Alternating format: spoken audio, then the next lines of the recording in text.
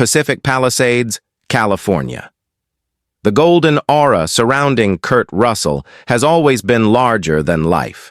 Actor, icon, rebel, and the very embodiment of Hollywood's golden era, Russell has spent more than 6 decades in front of the camera, transforming from a Disney prodigy in the 1960s into one of America's most enduring screen legends.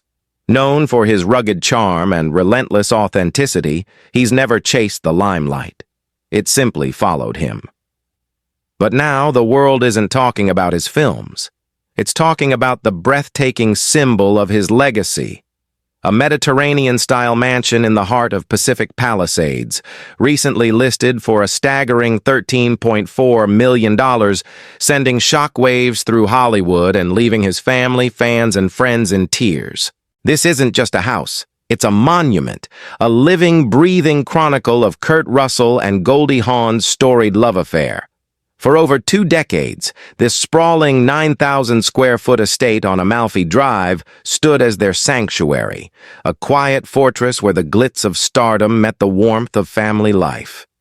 Hidden behind wrought iron gates and framed by manicured gardens, the mansion has become the latest chapter in a story that America thought it already knew, until now. The announcement of the sale struck a chord across social media and newsrooms alike. It's like watching a piece of Hollywood history go under the hammer, one entertainment journalist lamented.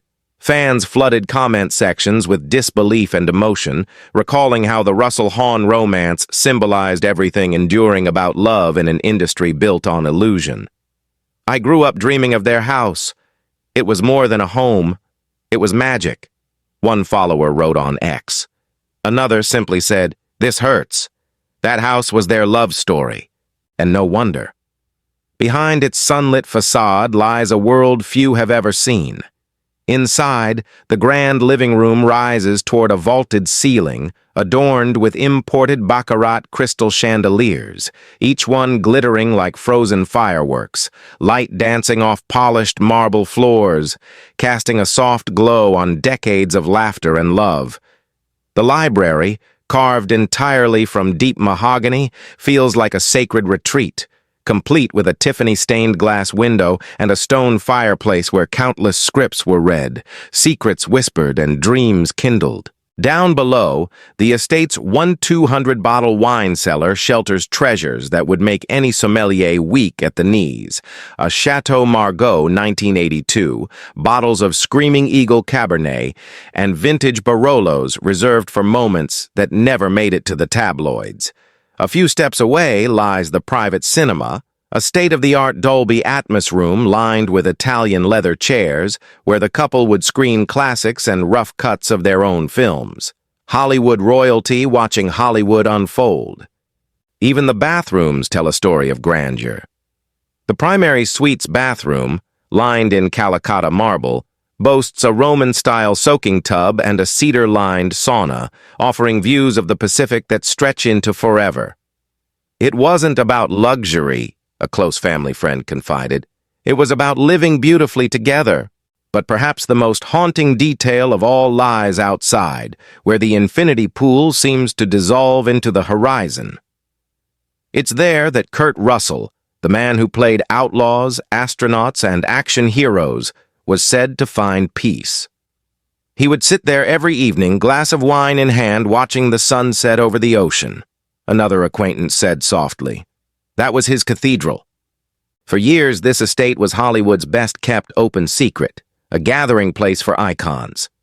Meryl Streep, Tom Hanks, and Steven Spielberg are all said to have attended intimate dinner parties here, where laughter echoed through candlelight and the air shimmered with the effortless glamour only true stars can conjure.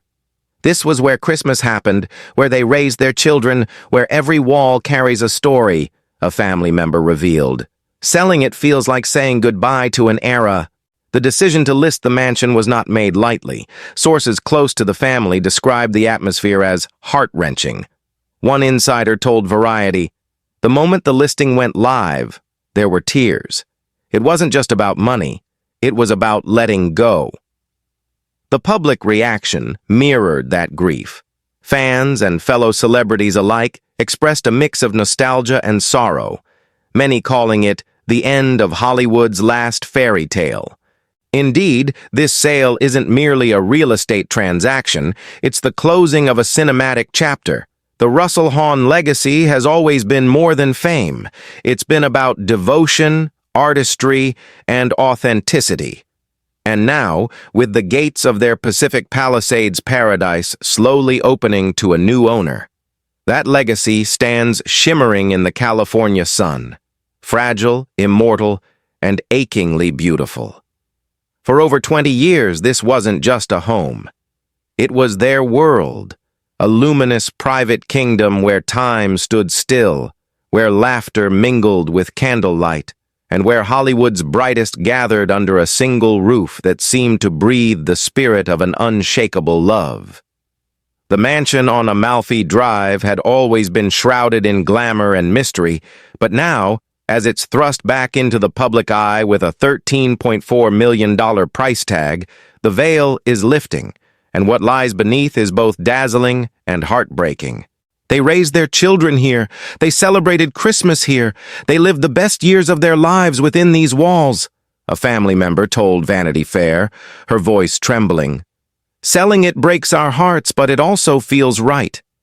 This house deserves to be seen, to be appreciated, to keep telling their story. The confession sent ripples across the entertainment world. Within hours, entertainment networks looped the footage of the sprawling Mediterranean-style property set against the pastel sunsets of the Pacific. TMZ called it a love letter carved in stone and marble. People magazine described it as a cinematic masterpiece, every corner whispering a chapter of America's favorite love story. But what stunned everyone wasn't the price. It was the revelation of what the home truly represented, a lifetime of devotion, art, and the fragile beauty of time. Sources close to the couple revealed details of the evenings that defined the estate's legend. There was a night in the early 2000s, recalls an insider, when Meryl Streep sat at the piano in the library, playing softly while Tom Hanks poured wine from Kurt's private cellar. Spielberg was laughing in the corner, telling stories about E.T. It wasn't a party. It was a family. Those soirees, intimate yet unforgettable, became the stuff of industry myth.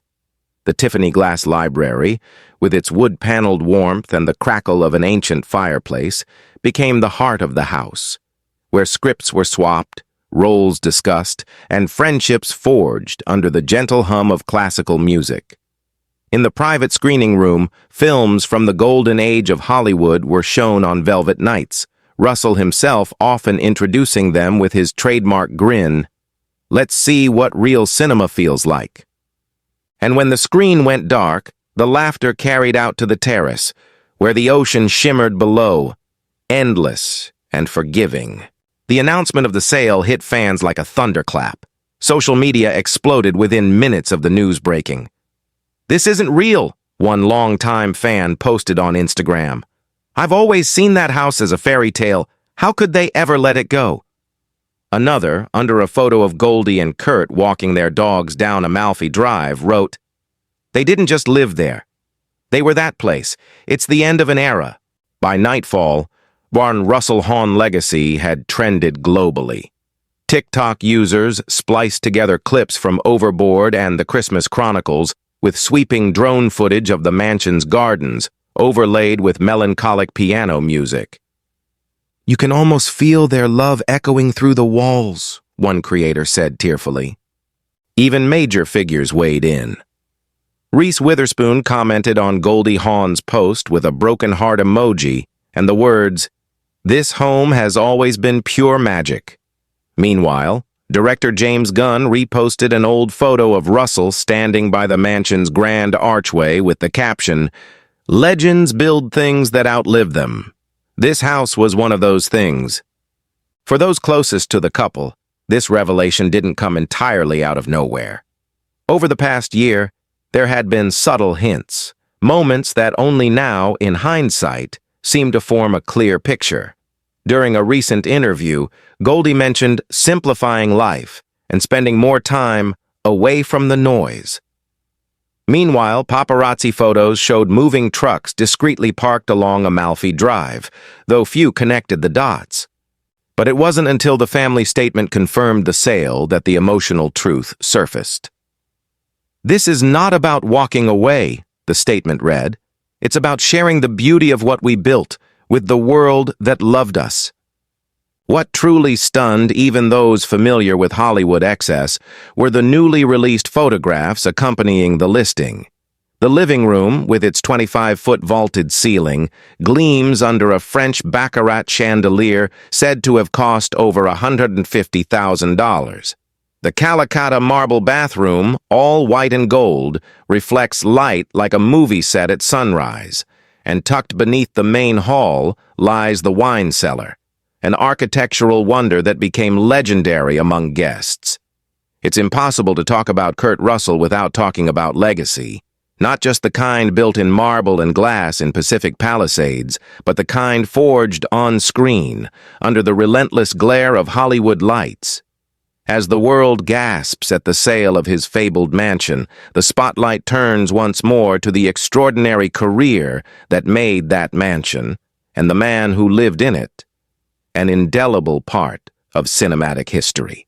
Russell's story has always read like a Hollywood screenplay, a boy who began under the soft glow of the Disney era and grew into one of the industry's most unpredictable magnetic forces. Decade after decade, he has defied trends, rejected easy fame, and transformed himself with an almost dangerous ease. From charming anti-hero to stoic lawman, from cosmic villain to the kind of man who made danger look divine. And just when audiences thought they had seen every version of him, the 2010s brought the unexpected, a rebirth. The world met a new Kurt Russell, sleek, dangerous, commanding, the man known as Mr. Nobody in the billion-dollar Fast and Furious franchise. Appearing in Furious 7, 2015, The Fate of the Furious, 2017, and F9, 2021, Russell didn't just step into the chaos, he controlled it. His quiet menace, cool authority, and subtle humor made him a fan favorite in a series known for spectacle. "He doesn't need to raise his voice," one critic noted. "When he's on screen, everyone else does less, because he's already done more." That was Russell's gift, turning understatement into dominance. In a world of explosions and speed, his mere glance could freeze the frame. Fans coined a phrase that trended on social media for weeks after Furious 7. "Nobody owns the moment like Mr. Nobody." Then came Deepwater Horizon, 2016. The emotionally charged retelling of the real-life oil spill disaster that shocked the world in 2010. Here, Russell traded bravado for humanity, portraying rig supervisor Jimmy Harrell with a raw, unfiltered intensity that silenced critics. He wasn't the hero of fantasy anymore. He was the hero of truth. Soot-covered, exhausted, eyes blazing with moral fury, Russell delivered one of the most haunting performances of his career. "He doesn't act," wrote Rolling Stone. "He embodies." Hollywood took notice. And on May 4th, 2017, the world finally witnessed a moment that seemed scripted by destiny itself. Kurt Russell and Goldie Hawn, hand in hand, smiling through tears as they received their twin stars on the Hollywood Walk of Fame. The crowd roared, flashbulbs erupted, and as Goldie whispered, "We've walked this road together," Russell turned to her with the same look he'd given her for 4 decades, the look that said it all. 2 stars, side by side, forever. It was a ceremony, but it felt like closure. Yet even that wasn't the climax.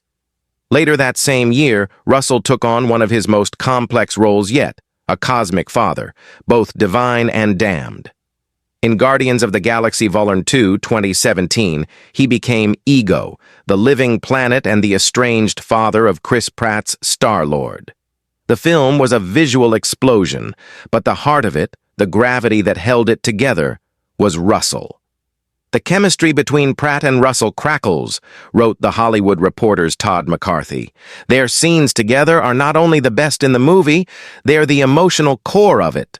It was the perfect metaphor for Russell's career, a celestial being torn between creation and destruction, forever orbiting the line between hero and myth, and audiences adored him for it.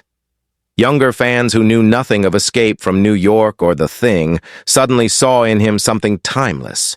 A man who could bridge universes, generations, and genres with effortless power. Then came a twist no one saw coming. The Christmas Chronicles, 2018. Russell, the eternal rebel, traded leather and guns for red velvet and a beard of snow. Yet even as Santa Claus, he was unmistakably Kurt Russell, playful, bold, magnetic, impossible to ignore. The film became an instant Netflix phenomenon, spawning a sequel in 2020 and introducing him to an entirely new generation of viewers who saw him not as an action star or Hollywood legend, but as a symbol of magic itself. "He made Santa cool again," one headline declared. And just when it seemed he might finally fade quietly into legend, Russell's voice, rich, deep, unmistakable, returned through animation. From 2021 to 2023, he reprised his role as Ego in the Marvel Studios' animated anthology, What If? For Disney+, lending gravity and nostalgia to an already acclaimed series. His episodes, What If? T'Challa Became a Star-Lord, and What If? The Watcher Broke His Oath, drew millions of streams. Fans described the sound of his voice as the ghost of a universe that refuses to die. Before the lights, before the fame, before the cameras that would one day immortalize him, there was a boy from Springfield, Massachusetts, small in frame, but brimming with a storm no one could yet name. Born Kurt Vogel Russell on March 17, 1951, in the modest Wesson Maternity Hospital, he came into a world already drenched in the illusion of performance. His father, Bing Russell, was an actor who dreamed in black and white reels. His mother, Louise Julia Crone Russell, was a dancer who moved like a whisper through light. The stage, in a sense, was always waiting for him.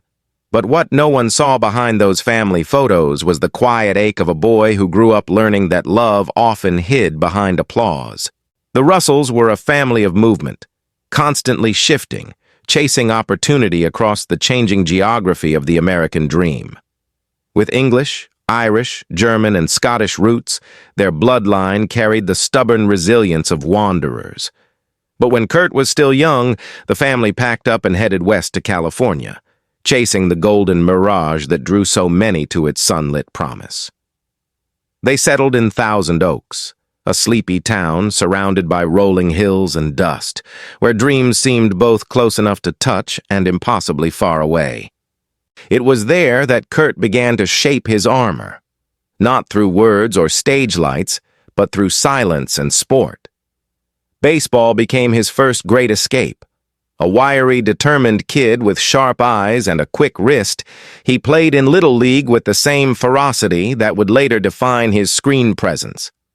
Coaches remember him as the kid who never gave up, even when the game was already lost. That was Kurt, grit wrapped in grace, always reaching for something just out of sight. But childhood for him wasn't simple, nor was it gentle. The entertainment business was already tugging at the family's seams. His father's acting career kept him moving, shifting from sets to auditions, while his mother's dance work carried its own rhythm of absence. Kurt, one of 4 children, with sisters Jill, Jamie, and Jody, often found himself navigating between chaos and quiet, trying to understand where he fit in a world that seemed always in motion. His sister Jill would later become the mother of professional baseball player Matt Franco, but back then they were just kids in a modest California home, watching their father chase the same dream that would one day chase Kurt himself. Baseball was supposed to be his destiny. By high school at Thousand Oaks High, he wasn't just playing, he was leading. As a second baseman, he was fast, focused, and fierce. In 1969, he graduated and immediately stepped into the uncertain glow of adulthood, signing a minor league contract in 1971. 2 seasons followed in the Northwest League, where he became a shortstop and all-star, known for his precision and nerve. Reporters at the time described him as the kind of player who turns heads even when nothing's happening. He was, in many ways, the same kind of presence he would later bring to film, subtle, magnetic, impossible to ignore. But fate, as it often does, had other plans. During a Double-A game in El Paso, Russell suffered a shoulder injury that would change everything. The surgery that followed ended his baseball career. The dream of the boy from Thousand Oaks evaporated overnight. He was 22, standing at the edge of failure and reinvention. It was devastating, a former teammate once said. He'd worked his whole life for that field, and then suddenly it was gone. What few realized was that Russell had already been quietly building another dream in parallel. Even as a child, he had dabbled in acting, appearing in small television roles. But after the injury, acting wasn't just a curiosity. It became survival. The fire that had fueled his baseball ambition now turned toward the camera. That same precision, that same discipline now belonged to film. And yet, beneath the confidence and talent, there was always a shadow. Those close to him during his early years describe a boy who carried loneliness like an invisible badge. Kurt was different, one family friend recalled. He was friendly, funny, but there was always a kind of distance in his eyes, like he'd already seen too much of the world. The entertainment industry had given him a front-row seat to both beauty and disillusionment. He knew even then that fame was not freedom. It was a test. To outsiders, he seemed to glide effortlessly from baseball diamond to movie set, but the truth was grittier. He'd learned to mask pain behind discipline, to replace dreams with purpose. The Air Force National Guard would soon become his refuge, a place where he could serve, structure his chaos, and rebuild himself.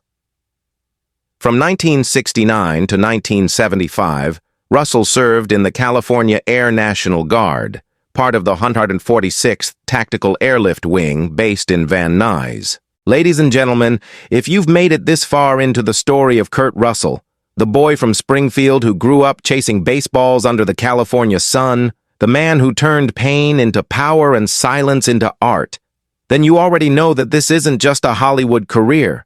It's a testament to resilience, dignity, and heart.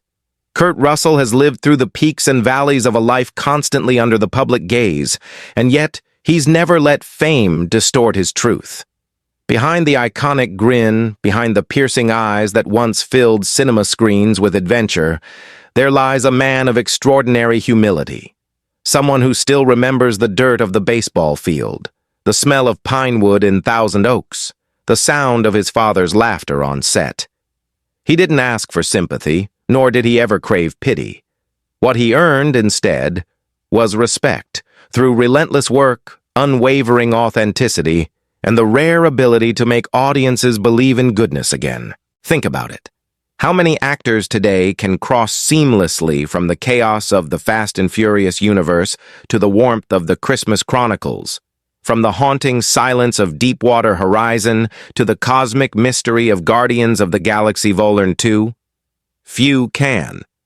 Because few possess what Kurt Russell does, a soul that bleeds truth into every frame. His performances are not just roles. They are pieces of himself, offered to us with generosity and trust. And that's exactly why the world reacts so emotionally when he appears on screen.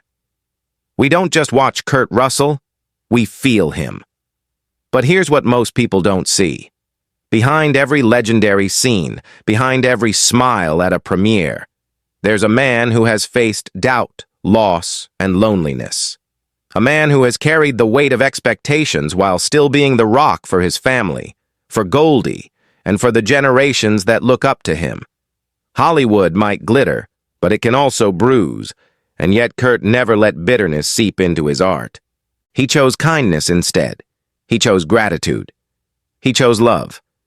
That's why today, more than ever, we owe him our empathy.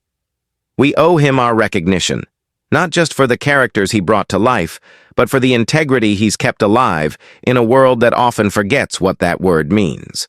So when you see him smile, Remember, it's the smile of a survivor, a dreamer, and a man who gave everything he had to his craft and his audience. And now, if his story has moved you, if even for a second you felt inspired by his journey or touched by his humanity, I want you to take a small action that means a lot. Hit that like button, not for the algorithm, but as a gesture of gratitude. Share this story so more people can remember the real Kurt Russell, the artist, the father, the humble legend. And most importantly, subscribe to our channel so you don't miss the next chapter in this ongoing celebration of those who've shaped Hollywood with heart, not just fame. Because people like Kurt Russell deserve to be remembered not just for what they did on screen, but for how they made us feel beyond it. His life reminds us that no matter how far we rise, we must never lose the ground beneath our feet. So to everyone watching, let's keep the flame alive. Let's honor the man who gave us decades of emotion, courage, and truth. This is more than a story. It's a call to compassion. A call to remember that legends too are human, and that behind every iconic frame, there's a beating heart. So once again, show your love. Like, share, subscribe. Keep his legacy